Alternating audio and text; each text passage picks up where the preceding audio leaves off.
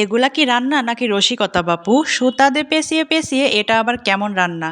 হয় হয়, সুতা দিয়ে পেঁচিয়েও কিন্তু অনেক মজার রান্না হয়। তো এই রেসিপিটাই পুরোটা শেয়ার করব আপনাদের সাথে। সাথে কিন্তু আরো মজার মজার রান্না থাকবেই। তো সকালবেলা ঘুম থেকে উঠেই দেখি অনেকগুলা নদীর ছোট মাছ নিয়ে আসা হয়েছে। তো ছোট মাছ খেতে কিন্তু অনেক মজা, তবে কাটতে যে কি পরিমাণ প্যারা সেটা শুধু যারা কেটেছে তারাই জানে। তো মাছগুলা কেটে ধুয়ে পরিষ্কার করে ছোট মাছটা একদম বেশি করে পেঁয়াজ দিয়ে মাখিয়ে বসিয়ে দিয়েছি। আর এদিক থেকে পাঁচমিশালি শাক সিদ্ধ হতে দিয়েছি। এই শাকটা হচ্ছে, এখানে লাউ শাক আছে, তারপরে হচ্ছে আরও অনেক রকম শাক আছে। আমার ফুফু শাশুড়ি কিছু এনেছেন আর দুই একটা আমি আমাদের ছাদ থেকে পেরে নিয়ে আসছি, যেগুলো পাওয়া যায় আর কি হাতের কাছে। তো সিদ্ধ হতে থাক, আর এদিক থেকে আমি কিছু মশলা রেডি করব। আর গরম পানি লবণ দিয়ে বসিয়েছিলাম, এখানে কুসুম গরম পানি লবণ দিয়ে একটু করে নিয়েছি। আর তার মধ্যে এই লাউ পাতাগুলো ৩-৪ মিনিট ভিজিয়ে রাখবো, একদম কুসুম গরম পানি কিন্তু। আর এই লাউ পাতাতে আজকে পাঙ্গাস মাছের পাতুরি তৈরি করব, যেটা কিন্তু খেতে অনেক বেশি মজা লাগে আর আমাদের বাসার সবাই অনেক পছন্দ করে। খুব সহজেই কিন্তু তৈরি করা যায়, যদি ঝামেলা মনে করেন সব কিছুই কিন্তু ঝামেলা। আর খেতে যেহেতু ভালো হবে তাহলে একটু ঝামেলা তো করতেই হবে। তো যাই হোক, এখানে হচ্ছে আমি 1.5 চা চামচের মতো দিয়েছি সরিষা বাটা, আর তার মধ্যে একটু গরম মশলা বাটা দিয়েছি, সাথে 1/2 চা চামচ করে আদা রসুন বাটাও দিয়েছি। আর গুঁড়া মশলা, ধনিয়া গুঁড়া, জিরা গুঁড়া, হলুদের গুঁড়া, আর একটু ঝাল বেশি দিয়েছি জন্য মরিচের গুঁড়াটা একটু বেশিই দিলাম।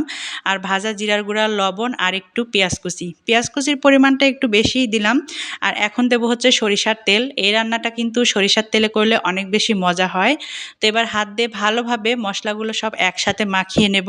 এরকম রান্না কিন্তু মানে যে পাতুরি টাইপের রান্না এর আগেও কিন্তু আমি অনেক করেছি, ছোট মাছের পাতুরি, এই পাঙ্গাস মাছের পাতুরিও আপনাদের দেখিয়েছি। তো ভাবলাম যে রেসিপিটা আরও একবার শেয়ার করি।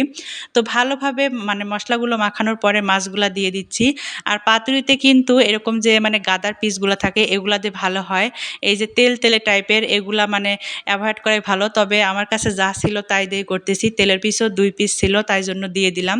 তো তারপরে আমি আরও একটুখানি সরিষার তেল দিলাম, মনে হচ্ছিল যে দেয়া লাগবে। তো ভালোভাবে ম্যারিনেট করে চাইলে 5 মিনিট রেখেও দিতে পারেন, আবার যদি সময় না থাকে এমনিও করে ফেলতে পারবেন, কোনো সমস্যা নেই। তো তারপরে এই যে 1 পিস করে লাউর পাতা আমি নেব, আর তার উপর মাছ বসিয়ে একটু মশলাও দিয়ে দিচ্ছি নিচে আর উপরে, দুই পাশেই মানে মশলা লাগাবো। আর তার উপর একটুখানি মানে চিড়ে রাখা কাঁচামরিচ দিচ্ছি। আর যদি পাতা অনেক বড় বড় পাতাও কিন্তু লাউর পাতা হয়, সেগুলো হলে কিন্তু মোটামুটি একটা পাতাতেই হয়ে যায়। তবে এই পাতাগুলো অনেক ছোট ছিল, একদম ছোট ছোট পাতা, যার জন্য আমার 2টা করে লেগেছে। তো যাই হোক, এরপরে সুন্দরভাবে যেভাবে দেখাচ্ছি আমি সুতা দিয়ে পেঁচিয়ে দেব। যদি একটা বড় পাতা হয় তাহলে কিন্তু সুতার পরিমাণ অনেক কম লাগে, অল্পতেই হয়ে যায়। কিন্তু এখানে যেহেতু 2টা পাতা দেওয়া, বের হয়ে হয়ে যাচ্ছিল, তাই জন্য সুতার পরিমাণটা একটু বেশি লেগে গেছে। তো এইভাবে সমস্ত পাতার মধ্যে আমি এই মাছগুলা দিয়ে এভাবে পেঁচিয়ে পেঁচিয়ে মুড়িয়ে নেব। আর খাওয়ার সময় যদি মনে করেন যে কিভাবে খুলবো, খোলা কিন্তু একদমই সহজ। যেখানে একদম লাস্টে সুতাটা ছেড়ে দিয়েছেন ওটা খুঁজে বের করে জাস্ট টানতে থাকবেন, এমনিতেই কিন্তু খুলে যাবে।